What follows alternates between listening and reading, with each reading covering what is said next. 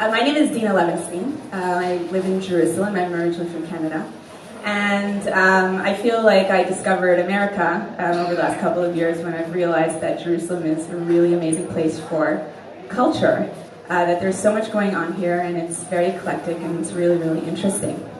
And I've been getting into it more and more over the last couple of years. I run a Facebook group called Things to Do in Jerusalem, where I share hand-picked cultural events that are going on in the city. And so I've been dreaming for the last year or so to actually host a panel about it, because what is Jerusalem culture? What makes it unique? What are people up to? And b'mezachiti, as I wrote on Facebook, that I have a really, really wonderful panel here, and I'm really excited to hear you guys today. What I've decided is that instead of me introducing you, I want each of you to introduce yourselves, because what makes up culture is the people. And each person sitting here is very, very interesting. And so I want to begin with, what we're going to do is we're going to go one by one, and I want each of you to introduce yourselves, your name and what you do, if relevant, a little bit about what you do in general, but specifically what you do in connection to Jerusalem culture. And then we're gonna jump into some questions. אני ישראלית, אז ייקח לי קצת זמן עם האנגלית. כן. Shalom. My name is Oryan, Oren. Until a month ago I was Oryan Galster. I got married. That's a cultural event, that's good. Yeah. I'm 31 years old. I studied art at the art department of Ehrlich College in Ramat Gan. I graduated 3 years ago. I moved back to Yerushalayim. Thank you. I moved back to Yerushalayim 2 years ago. And since then, I've been working in my studio. I do mainly sculpture and video art installations. And also, I'm a part of a group called Ben Shamayim La'aretz. In English, it's Between Heaven and Earth. It's a group of artists that do modern dance and contemporary art. It's a collaboration of we're a group. And I'm a curator of multidisciplinary projects that we do almost once a year.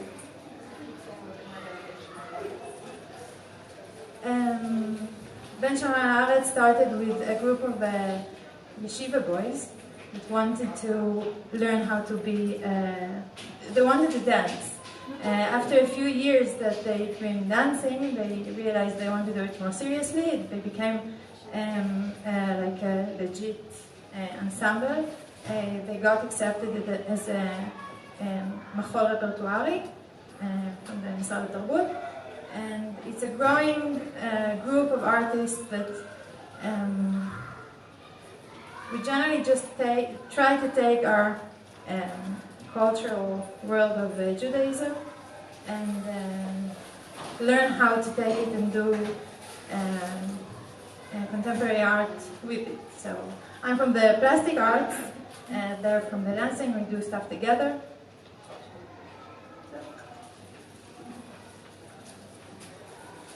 Hi, I'm Brunwasser, and a month ago I didn't get married, but a month ago my stomach was smaller.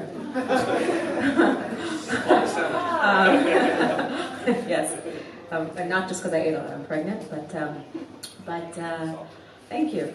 I work for an organization called the Jerusalem Season of Culture, which is in its 5th year, and what we do is essentially create original city-specific art, Jerusalem-specific art that is multidisciplinary, tries to explore, probe, question, and ultimately celebrate the city through the arts and culture. I say culture because we define culture in a very, very broad sense. Really, ultimately, what we're hoping to do is through the arts help people understand how extraordinary, how rich, and how important the city is. I'll say that it's funny because you sort of talked before this panel yesterday, and you were asking a little bit about what Jerusalem culture is. And it's funny that I'm sitting next to Oryan because whenever we often work with Ensemble Ka'et, the Ka'et ensemble, and my boss is a woman named Nomi Fotis, who's the director of the Batsheva Dance Company, which, as you probably know, one of the foremost modern dance companies in the world. She's one of the foremost cultural directors in Israel. She's a real dance snob, a huge dance snob. She loves Ka'et. She doesn't like anybody, but she loves, I'm just kidding, but she loves them. But we always point to Ka'et, which is this extraordinary phenomenon, I think a very Jerusalem phenomenon, of men, religious men, who had to dance. And they did it, and they do it exceptionally well. They do it, and the result is something that is incredibly unique. And we always use you guys as an example of what is unique about Jerusalem culture. So I'm happy I'm sitting next to you. My name is Mark Feldman. I have a small agency called Zion Tours, which I started about 34 years ago. For me, culture is very much connected to the business aspect of it, and that's one of the reasons that I wanted to participate on this. Culture brings to this country, through tourism, almost $10 billion. $35 billion was spent last year in our work. We expect this year to be even more. Tourism provides 85,000 jobs in this country. So the concept of culture for tourism is very, very important. And the question comes up, is it inclusive? Should we make tourism like the Arts and Crafts Fair?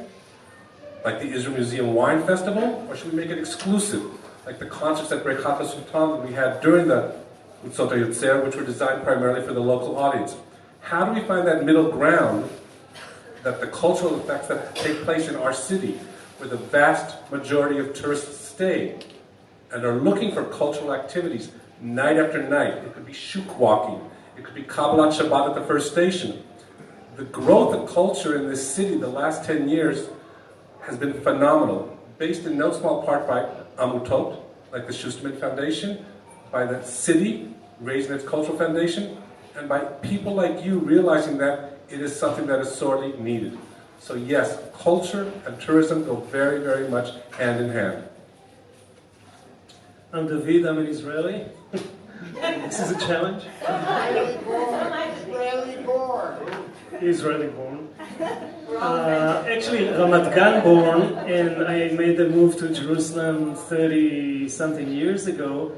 And I agree with Mark that there is a big growth of various activities and certainly cultural activities here in Jerusalem. I'm proud to be a part of it. I'm a writer, and my love for bookstores made me, 21 years ago, open Tmol Shilshom, which is a bookstore cafe restaurant in the heart of Jerusalem. I suspect some of you might have been there. And I was trying to think as I was sitting here how to present what Tmol Shilshom does, and it's difficult for me. I wrote one of my best poems in Tmol Shilshom. Surrounded. That's not in a nutshell. So we've been active on the cultural scene for many, many years. We've been hosting so many Israeli writers and foreign writers who are visiting here. We've been hosting panels, but like this gentleman's remark, I think more than anything, it's the little contribution we've had by introducing a space in the very heart of the city, which so often is crazy, is very tensed, is where demonstrations take place, etc. And 100 meter משם, Tmol Shilshom is this little oasis where people write poems, where people have their blind dates, marriage proposals, and just quiet times of inspiration. And my tragedy, to sum all this up, is that I can't do that because it's my working place. Tada, thank you. All of us, I think, on this panel, Mark, you live right, I've been to your house, you live in Jerusalem. I was going to be like, you live in Jerusalem, right? We all choose to be in Jerusalem. We all know that there's challenges, some personal, some have to do with the space itself. And but we all choose to be here, and we all choose to create here.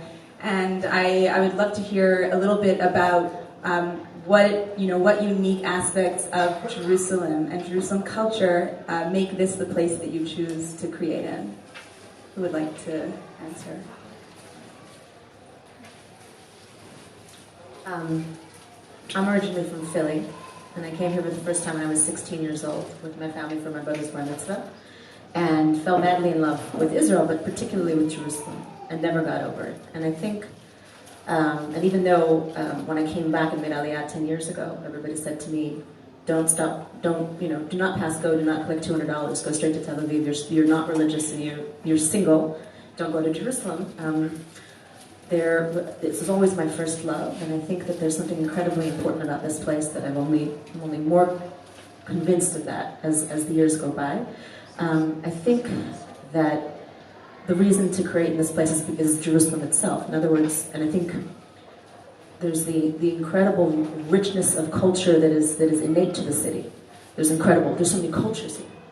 There's also incredible natural, sort of like a natural resource, incredible spirituality in the city.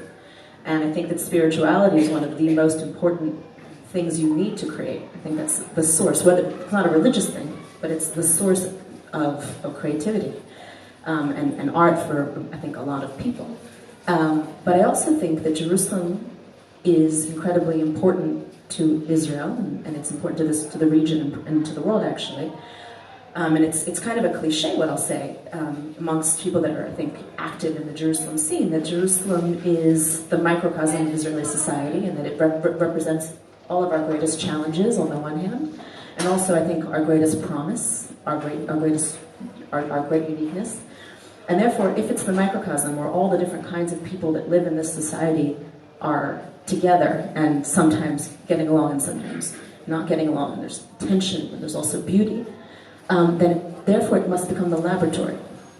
It must become the laboratory of Israeli society, because this is where we are going to figure it out or not figure it out.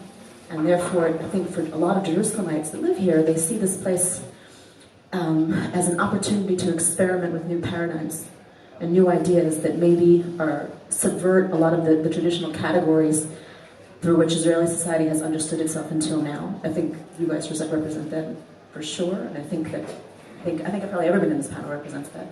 From an artistic perspective, it's absolutely fascinating, and many of the artists that live here are doing the work. We do work that is Jerusalem specific, but we're not the only ones. We're in Jerusalem specifically because we believe that what we do here matters, and that if we are able to, through the arts, open things up, and we're able to help people through art and help ourselves see things maybe a little bit different, broaden our perspective, challenge ourselves, then we've done something very, very important that hopefully can resonate beyond just the art world and beyond just Jerusalem. Could you say Brunwasser. Let me just add a couple of things, because you really touched on some major points. I made Aliyah to Jerusalem, which happened to be in Eretz Israel. I was very, very fortunate. I fell in love with this city. I don't like the word dati or lo dati. I'm very, very religious, but I'm certainly what most Israelis would consider hiloni. This city is very, very special. Look, we're blessed. Let's be really, really clear. And that's something that we have to be conscious about bringing the culture down to as many people as possible. We have the Old City. We have the Kotel. We have the Israel Museum. We have things that don't exist anywhere else in this country. That means we have a special responsibility, in my opinion, okay, to bring the culture, to permeate it as far as possible, whether it's 10,000 people at the wine festival, at the Israel Museum, or it's 20,000 at the beer festival. It has to come down.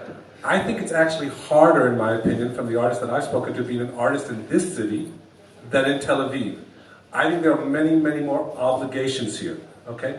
I don't even think about the security situation. I think that the atmosphere, and those of us who are blessed to live in Jerusalem, Friday afternoon, as Shabbat approaches, there's a palatable feeling in the air here. You can actually feel Shabbat coming.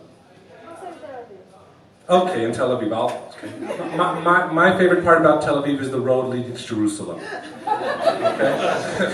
But that's just me, how I feel about Tel Aviv. So I think Jerusalem is very unique. I think it demands from the institutions and the individuals a greater responsibility to bring that culture to as many people as possible.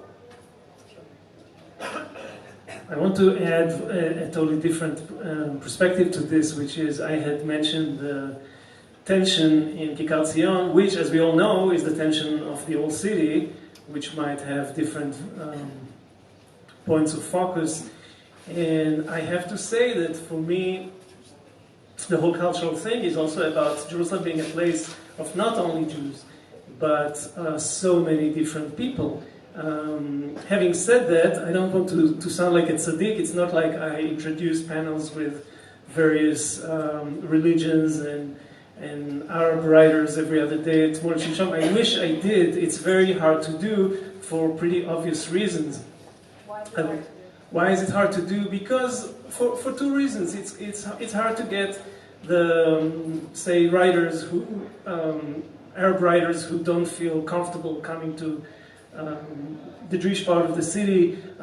Needless to say, it's even difficult practically for them to get over the Machsomim, most of them if they're not in Jerusalem, etc., etc. We all know this reality. At the same time, it's very hard for them to meet us, so to speak, and there are just tremendous cultural barriers, and they don't necessarily see us as the cultural audience that we see each other being, but they see us as the conqueror. For them, we represent something very different than how we experience ourselves, and it's a huge challenge. So many of us in here who are artists or who write about the situation, etc., experience this in us just watching the other, right? Being inspired by how versatile this city is, not necessarily knowing the other through and through, but at least knowing that the other exists, and once in a while maybe being witness of some religious rituals of Christians in the old city, Muslims wherever it is around here, etc. But to me, and I'm sure to a lot of us, that aspect of Jerusalem being a place where so many other people are coming together for basically similar reasons like ours in their own way, I found that very inspiring and very wonderful to this, at times challenging, but at the same time, it's what this quilt of Jerusalem is to me. I'll just add another point of, I think, the actual practica of making art. I left Yerushalayim in order to learn in Shankar in Ramat Gan. I was very happy to leave. I needed to get some distance, and the general opinion of Yerushalayim, at least for the last few years, until the last few years, was that if you want to be a part of the cultural world or to do art, you have to live in Tel Aviv. It's not a question. You graduate from B'Tzalel, and then after a week you look for an apartment in Tel Aviv, or even before. I felt that, I think a year before I graduated, I started to feel something different coming from the mountains of Yerushalayim. And I started to feel like something is changing. So it took me a year and a half after I graduated, but it was very clear that something matured in Yerushalayim. I think there was a mass Critical mass. Yeah. It's technical expressions for mass critical. Yes. Thank you. No, I think Yerushalayim has touched the point of the critical mass of people that understood that it's not only not a luxury to do art. For Yerushalayim, it's critical. I think that what we try to do as artists is to take an idea and find the right image or material or size in a room of something that will put it in the world, give it a body and a place and a name, and to let it be. And I think that in such a complex city as Yerushalayim, the fighting is about ideas. And whenever I meet someone that speaks the ideas and I see him, I can talk to him. If he's only over there, I will never meet him, and I will fight with his image that I have inside my head. When someone comes and see art, he cannot say it doesn't exist. You can say, you can see the sculpture, and you see that you might understand the idea, you might not understand, but you cannot say this doesn't exist. And I think the main thing that art does is to give a place and a name for an idea, and for people the רגע. I need to read. It gives the people a chance to converse about ideas instead of fighting about them. It creates a conversation about ideas that could be very, very different than what I think personally. But I wouldn't argue about the fact that it's here. And it puts the whole conversation as a society in a different place, in a wider option for life and for society to live in peace with each other. I think this is the muscle that we should practice, and I think I very much agree with Karen about Yerushalayim being it's the essence of Israel. There's no way to go around it. So this is why we're here. Thank you, everyone. I think that all of us are very idealistic about culture. And as the person sitting here who's been thinking about it for the least amount of time, I keep asking myself, but why is it important? Why is it important? And I and sometimes I am able to tap into the why, and very often I think it's just entertainment. Like Karen said yesterday on the phone, it's not just entertainment, right? But to me, it's like, okay, it's just entertainment. But people are creating no matter what, but people are also creating in order to do something and, to affect society in some way, affect the city. One main thing that I often hear is to help different types of people connect. But I wonder, is it really helping different people connect in a real, substantial, long-term way? So I would love for you to go into the question of why is it so important? What is it that you guys really are trying to do through your work in the city and within culture? I think we started touching a few of the points. I'll simply just to say that I think in everyone there's an inspiration to live life in a level that is more than just buying bread and cheese and eat and work and go to sleep and wake up and do the same thing. If you do it happily, it's very good. For me, it's mainly to create a place to meet and to meet other people, to challenge myself.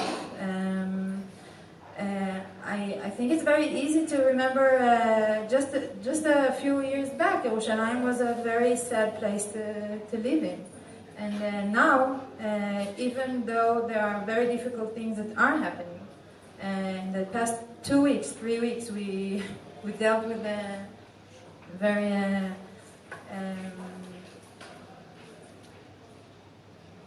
difficult things. Still, we're standing in a place where it's not a question that there is much more in Yerushalayim, that we have to do it, that the conversation cannot be so emergency like all the time. And it's a choice that we do as a society. So we can choose to be like this, and we can choose to go back to the times where Yerushalayim was only a war zone.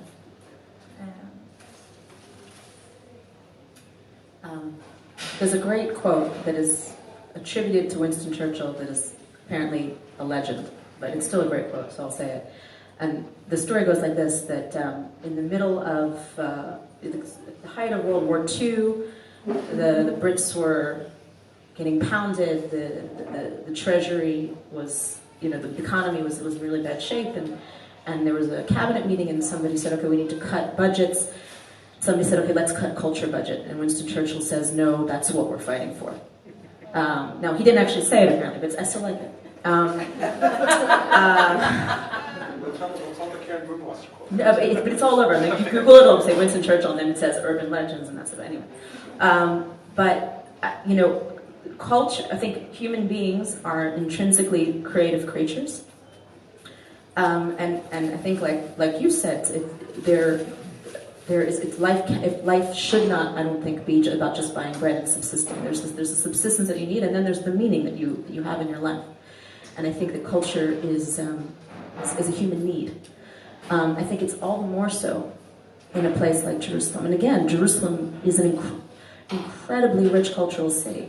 I'm not just talking about the arts, which we're sort of focusing more specifically on the arts, but culturally, Jerusalem is vast.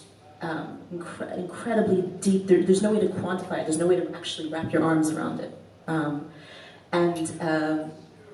think that I'll give an example. One of our biggest event is actually happening next week. It's called the Jerusalem Sacred Music Festival, and this year it'll be twice as large as it was last year, a full week. But essentially, and it's called in Hebrew Festival HaMuzika Mekudeshet. And the choice of Mekudeshet was not Kedusha, was very purposeful because sanctity in Jerusalem is often a place that, a reason for people to argue and a source of divisiveness and conflict.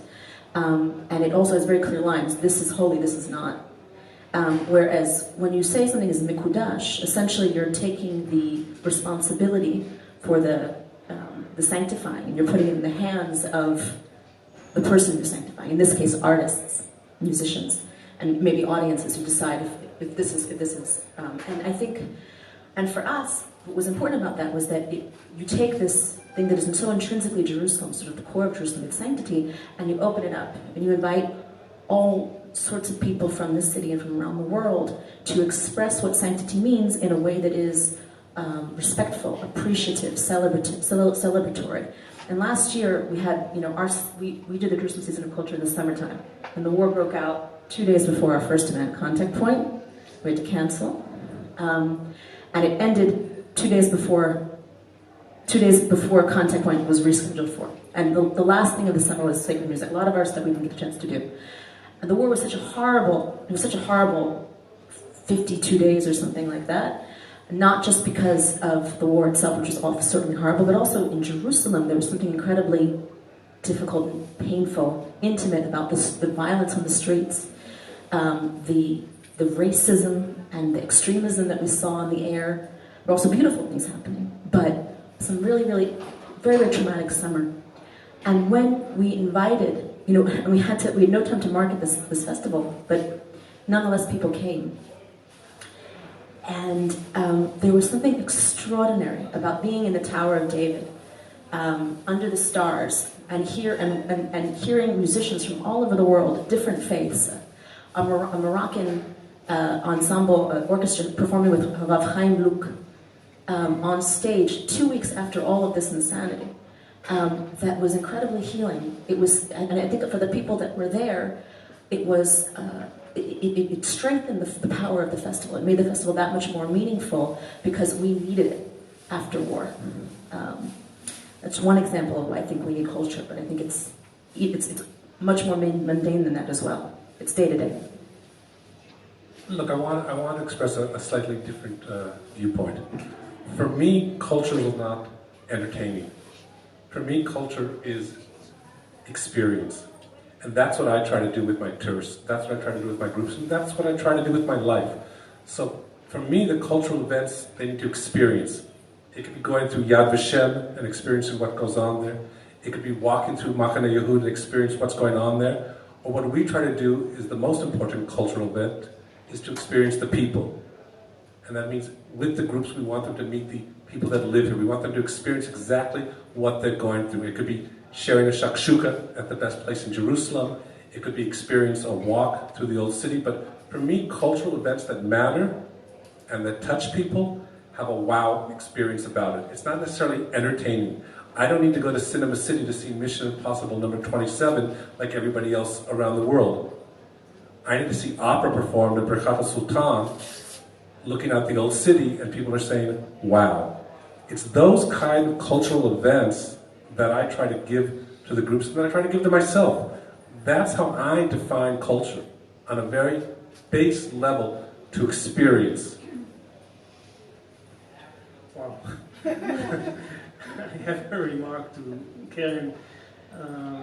We had, at the midst of the war last year, we had a reading marathon, which is a relatively new tradition at Tmol Shilshom. We take a book and we read through the whole book, starting at 6 o'clock in the evening and hopefully finishing by midnight, though sometimes we go much further, and it's a wonderful thing. As it happened, last year we picked Tmol Shilshom, Shai Agnon's book, as the subject of our marathon. Incidentally, it happened at the middle of the war, in one of the hardest days of the war, and we were thinking, are we going to cancel? Are we not going to cancel? We decided to stick to our plan, and we had tons of people coming to hear Tmol Shilshom, a book that was written well over 50 years ago, talking about Aliyah Shniya, lo ma'achshav velo mikan, like as far away as you can go. And I can't start telling you how electrified the room was with some of Israel's greatest writers and thinkers who were talking about what Agnon is in our culture, what Yitzhak Humer, the protagonist of Tmol Shilshom, and Balak, the dog of Tmol Shilshom, represent, and what it means to us back then, what it means to us today. And people were going as deep into themselves as possible, drawing from the deepest sources that we have to why we're here, what we're doing here, where we want to go, etc., etc. I've had that experience actually many times, each time in a different way. I'll never forget a reading with Meir Shalev, one of Israel's most wonderful writers, way back, maybe 96, through when some of the worst bus terror attacks happened in Jerusalem. That particular attack, Meir Shalev was reading in the nights where a terrorist attack happened in the morning, and he was a few hours later reading from his new book, whatever it was back then. And I remember talking to Meir Shalev throughout the day, are we going to do it, are we not going to do it? And then we realized that that's our answer to what happened in the morning. Where else will we go? What else will we do with our lives? And luckily, that was... yeah, exactly. Deena was working with all using.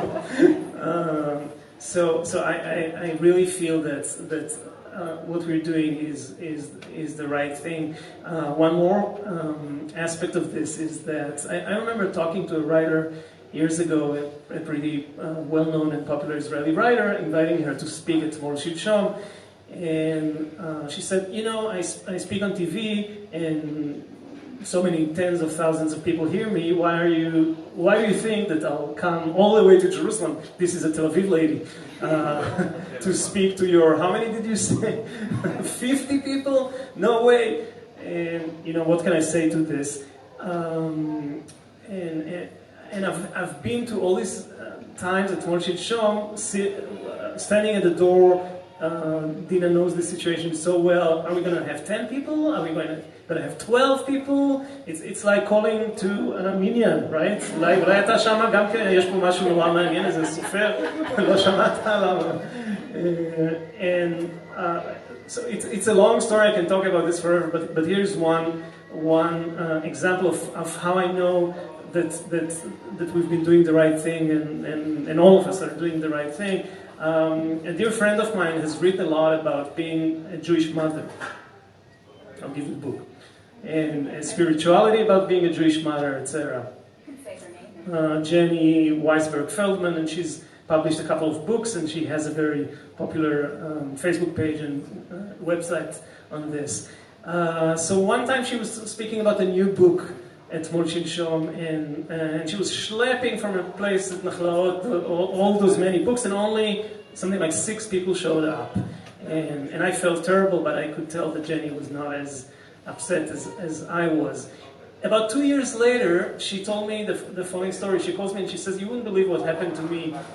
This morning I was walking down the street and this woman carrying agala tinok was stopping me and showing me the baby." And she said, you remember your talk 2 years ago at Tmol Shilshom? I was sort of by chance there, and I was in a place in my life. You know, we know those places in life, and your talk was what made me make the decision. Now, can you believe this?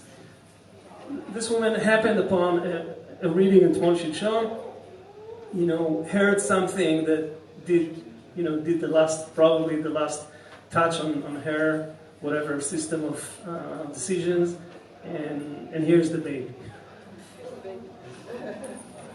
6 people.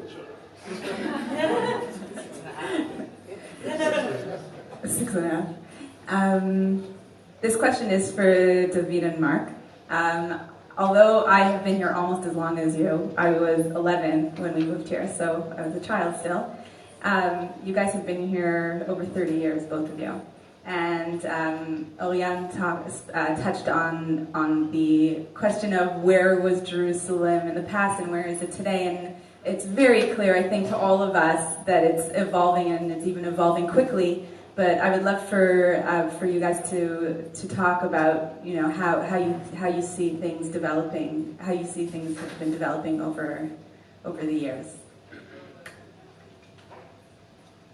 Look, for many of you who were back here in the 70s and 80s, we would go to movie theaters with coats around us because it was very, very cold. We would take perspective dates on the walls of the old city because there was very little else to do. It was a very closed, inclusive society. You would get together with friends on Friday night. It was actually quite enjoyable. The cultural events were much less involved. You had the Israel Museum, but it had almost a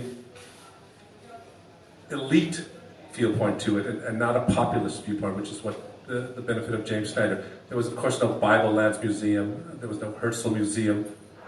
So we had to depend upon ourselves much more, which means there were a lot more burgeoning musicians at people's homes, okay? So music was a much more closely thing. There were not the cafe situations other than the famous ones, Cafe Atara, downtown. There was a place called Chocolate Soup, which you had chocolate soup. Again, because I think both David and I were much younger, our culture was provided by our friends and our family. I don't think we felt it lacking. I certainly didn't feel it lacking. I just feel like, you know, when you said Jerusalem 5 years ago, 10 years ago was different, I've always felt this city was special. I've always felt this city had a lot to offer. I just feel blessed to see how much more we now can partake in. But we've always had options. We just now have such a multitude of options that you have to choose now what you want to do on a Thursday night. Back then it was, okay, we'll go to Cinematheque because there's nothing else going on. I totally agree. I feel overwhelmed on a daily basis, particularly when I look at Deena's Facebook page, things to do in Jerusalem, etc. Like, there's so much to do. There's no way, even if you're young, have no kids, have no work, have nothing else to do but to go to cultural events, and there is endless possibilities. I can't possibly pick, and I have a huge frustration because there's so many things I want to do, and more often than not I can't do any of them because there are other things to do in life. So this is a wonderful problem. Maybe we have more problems like this. Oryan, I wanted to ask you about the religious aspect of your creations. From what I spoke to you, I understood that it's central and basic to what you do. I feel like at least the culture that I see that seems to get more of a spotlight seems to be less religious, actually, which is interesting because the city is a very religious, very spiritual city, and so I'd love to hear about where religion fits into your art and into your curation at Bank Shemayim Dalet. So it's a very big question. I can say that it's a question that makes me wonder, or it's a strange question for me, because I don't feel like there are like two different planets, where one is being a believer and keeping the mitzvot, and on the other one there's art. I grew up in a religious home that was filled with art, and I grew up with a perception of the Torah that is filled with life. So for me, there isn't much difference or conflict between the two. I do feel the conflict when I step out to the world. The belief that there's a very big conflict between being religious and doing good art is so ingrained in the many secular society in Israel that it's very hard to manipulate in the it feels like you're put in the corner. You either have to do like very good art, or you have to have like something weird about you for them to. Also, I think that the relationship between Judaism and Israeli art was always very difficult and complicated, and most of the representations for Judaism was either Judaica or something to confront and to fight with and to put in the attic. I think what's happening now, mainly in Yerushalayim, is a very big transformation. Because there is a new generation of people that grew up in a society that is not afraid to embrace the Jewish world in a way that is brave enough to live in a secular world and society, and also just to be what I am, to believe in what I believe, and to practice what I choose to practice, and also to do art. And there's no reason, I'm very happy to say that I think we're starting to get to a point where I think religious artists wouldn't need to justify themselves endlessly and to just and to create a wider artistic world that will give much more options for our seriously, for our culture.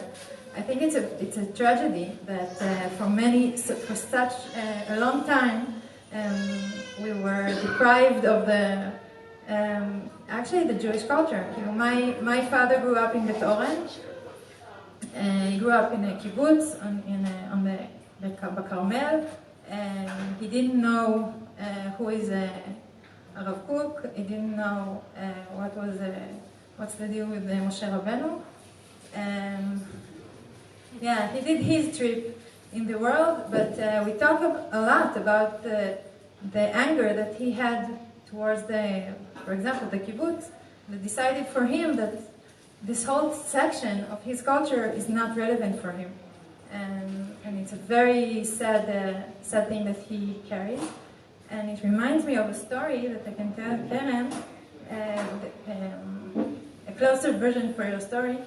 Rav Kook says that he speaks a lot about the return of the Jewish nation to Israel and the establishment of a state. And he says that when the Jewish nation will wake up from its coma, the diaspora, it will be like a little girl that was sick for many, many years.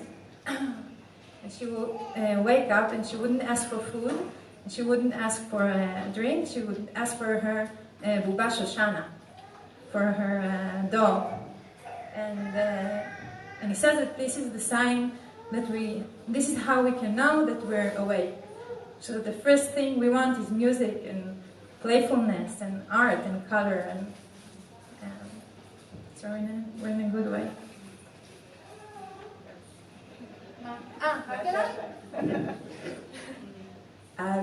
I want to know if anyone in the audience has any questions. Yes. I'll start with a little story, but it is a question. 25 years ago, I had the privilege of being in a room with the late Teddy Koller, who was in there with a donor. By the way, how appropriate that we're doing this panel in the Kolek room, right? He's the one that's really started. So he was in his office in the Jerusalem Foundation with a big donor who was showing him pictures of his apartment where he had just recently hung a newly acquired Picasso. And he was showing it to Teddy Kollek very proudly. And Teddy Kollek says, "Why is it there?"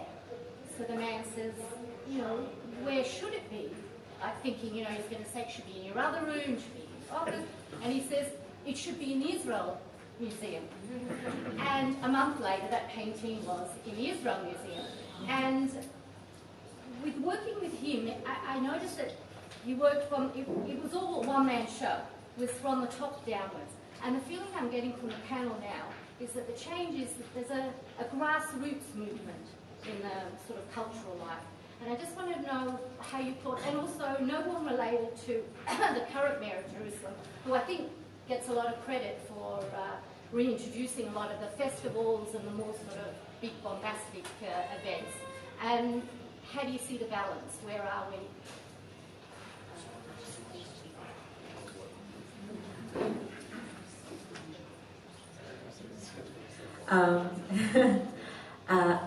It's interesting what you're saying. There's something truly remarkable that's happening in Jerusalem at the level of the grassroots, not only in culture. And I think that actually Nir Barkat and his election in 2008 was in many ways the catalyst for a mobilization of Jerusalemites that kept going afterwards. And I think Jerusalem is doing phenomenal things, not only with respect to artistic innovation, but also with social innovation, religious innovation. I think that Tel Aviv is the capital of high-tech startup nation. I think Jerusalem is the capital of social startup nation. And I think that Barkat is both sort of the mayor and doing things that are very important and sort of pushing this forward, but he's also in some ways a symbol. He's also sort of like was a sign of change that I think ushered in a new era. And there are tremendous things happening on the ground. It's very organic, and it comes from, I think, a place of tremendous need in Israeli society. What's happening here? Like you said, there's phenomenal stuff happening with respect to Judaism in Jerusalem and Judaism and art in Jerusalem. In the music world, it's absolutely fantastic what's happening. And there's also interesting things happening in the Palestinian parts of Jerusalem, in the Haredi parts of Jerusalem. But one of the things that's interesting about Teddy Kollek is that there was one of the biggest problems of art and culture in Jerusalem, and sort of going from the kind of scrappy grassroots mobilization, or even some of the more institutional creativity that we're seeing here, is that it's still a city that lacks funding. It's severely underfunded when you compare it to not only Tel Aviv, but even Rishon, Haifa. Even though Barkat has done Petah Tikva, and when you talk about per capita, it's really unbelievable. Even though Barkat has done a lot in that area, this is still a poor city, and there's still a lot to be done. And Teddy Kollek, not only would he say to a donor, bring that Picasso to the Israel Museum, he would say, you're going to build a museum for me here, or I'm going to kick you out of my car. And that's really how he fundraised. And he would say, you're going to build me this park, and if not, get out of my house. He would do that. I mean, now, it's not Barkat style, but it's also not the same era. And the Jerusalem Foundation, which Teddy essentially created in order to be the wing that made all these projects possible, that did phenomenal work and created so many of the most important institutions that we have today. It's now, 50 years old, the Jerusalem Foundation, I think? I think it celebrated 50 or 40, I don't remember. But, there is a new model that's needed in order to bring in funds to the city for us to be able to scale. We're incredibly lucky because we have a phenomenal philanthropic support at the Jerusalem Season of Culture, but we're lucky. And we work hard on that, but still. There is, I think, for Jerusalem culture to keep going, to keep scaling, there needs to be a breakthrough at the funding level. I don't think it's going to come from the government. I don't think it's going to come from the municipality. I think that in general, the philanthropic world is changing. There's a generational shift. The way that Teddy fundraised is not the way that you can fundraise today necessarily. And also at the Jerusalem Foundation, much of their donor base was based on that love of Teddy. And so there's new leadership in the Jerusalem Foundation. Johanna Arbib, who I've heard great things about, haven't met her yet, but she's supposed to be very, very a real powerhouse. And I think there's an opportunity there to think very creatively how we talk to a new generation of funders, how we use technological tools that are new in order to make fundraising accessible to a lot of these grassroots organizations that don't have the luxury that I have at the Jerusalem Season of Culture to have a funded position for fundraising and travel and all these other things. I think that the Jerusalem Foundation can take a lead role in that, I think, if they decide to. I think they should, but I think also a lot of the organizations have to start thinking themselves as to how you make that breakthrough. I think we have to, together collectively as a cultural scene, do some learning and some creative thinking and maybe get some outside expertise. I'm not sure. Sorry. No, I was just briefly. The difference has been we now have what's called trickle-down economics.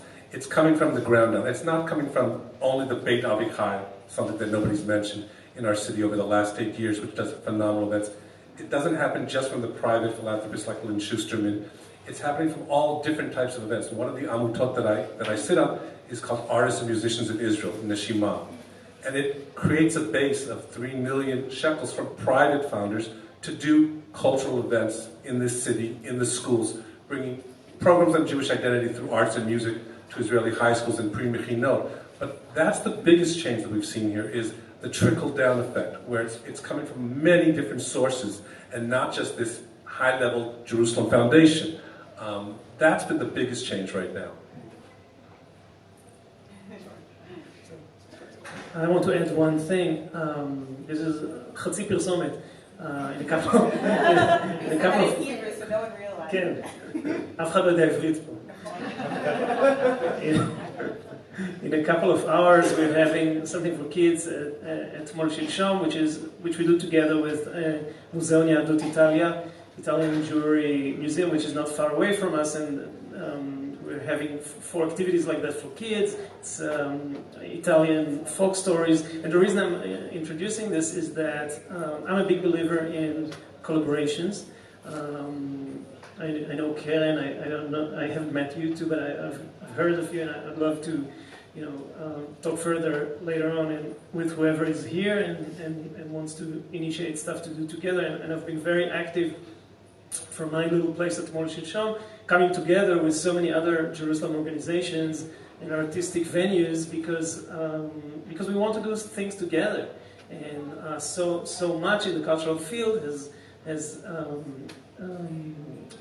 happened through such collaborations, speaking of grassroots.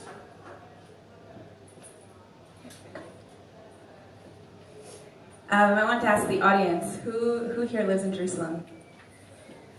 Who here lives in Israel but outside Jerusalem? Should I even ask if anyone is here that does not live in Israel?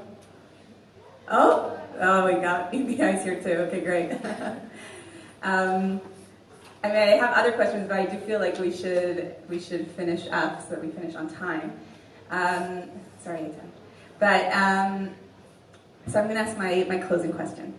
There are so many things to do in Jerusalem. That's what we've been talking about. I actually organize small cultural events. I have an upcoming writers meeting that I hope to start doing once a month, where people, multilingual writers, get together and just write together for an hour, each time in a different location. The first one is going to be at Tmol Shilshom on the 17th of September. I also run other small cultural events. And each person here is also doing really fascinating things. We've got Ben Shimon Ehrlich, and we've got the Season of Culture, and we've got events at Tmol Shilshom on a regular basis. So the way that I'd like to end is for each of you to recommend or suggest something in the city that's worth checking out. It might be a place, it might be an event, obviously not your own, even though my point is that everything that they're doing is amazing, but I want to hear something that you recommend that helps expose people to Jerusalem culture.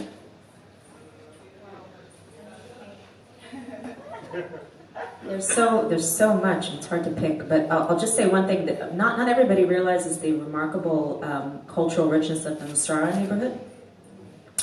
In that tiny little neighborhood, it's only just a few streets really, and I'm talking about the western side of Musrara, because Musrara is actually on both sides of the city on the highway. This little tiny neighborhood that's in between the ultra-Orthodox Palestinian and the Zionist parts of Jerusalem. You have something like 10 or 11, 12 cultural institutions. You have the Musrara School for Photography, New Music, and Media. You have Kum Kum, which is a theater troupe. You have Tmol Shilshom, which is a dance troupe. You have Ma'aleh, which is a film school. You have the School for Middle Eastern Music, which is part of the reason why we have so much flowering of Middle Eastern music today. You have the Museum on the Seam, which is a phenomenal museum, internationally regarded. You have the Jerusalem Print Workshop. In this teeny tiny little neighborhood, and there's more, I'm forgetting some of them. Q5. Startup of this. Right, the animation one? No, it's a startup. There's a Q5, there's a new animation one. I would just, in such a gorgeous neighborhood, just head to Musrara, walk around, and check out some of these places. It's so Jerusalem, because and all those institutions are sort of dafka in Musrara, in that one of the most complicated places in the entire city. I'm very simple. I very easy. I bring tourists. I bring people that come to stay for me Shabbat to the Kabbalat Shabbat services of Tachana Rishona, and I'm not one of the owners there, so I can recommend it. It's a phenomenal musical service at around 5:30 during the summer. It brings tourists, Israelis, and local, combining music and song. Watching the people is what I enjoy. I like watching people, okay? And watching them experience it is phenomenal. That for me is the epitome of all the cultures, of the Jewish cultures, getting together before Shabbat. Highly recommended. And Havdalah in the winter. And Havdalah. Later this summer. I'll take this in two different directions. One is I want to recommend Teatron Akaron, train theater in Gan Apamon, Liberty Bell Park. Wonderful, creative events for kids, plays for kids. So much has been produced here in Jerusalem, some local artists as well as others. And they have the puppet Festival Teatron Bubot, annual wonderful event. The other direction I'm taking, I think we'll meet you in a place and with a person we all love, and it's the late poet Yehuda Amichai.